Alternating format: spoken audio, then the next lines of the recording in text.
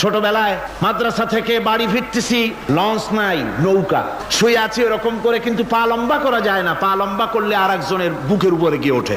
কিছুক্ষণ পর মনের মধ্যে চিন্তা জাগলো যে আল্লাহ, হাঁটুতে তো ব্যথা করতেছে, এই হাঁটুগুলি যদি নাট বল্টুর মতো মোড়ায় মোড়াইয়া খোলার সিস্টেম করে দিতে, তাহলে তো এখন কষ্ট হতো না। ঠ্যাংডারে মোড়াইয়া খুলিয়া তারপরে ব্যাগের মধ্যে ভরিয়া বালিশের কাজ হতো, ঠ্যাংও ব্যথা করতো না।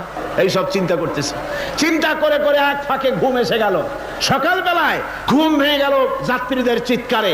একজন বলছে আমার মানি ব্যাগ চুরি হয়েছে, আর একজন বললো আমার হ্যান্ড ব্যাগ গেছে, আর একজন বলছে আমার ব্রিফ কেস গেছে, চোরে নিয়ে গেছে।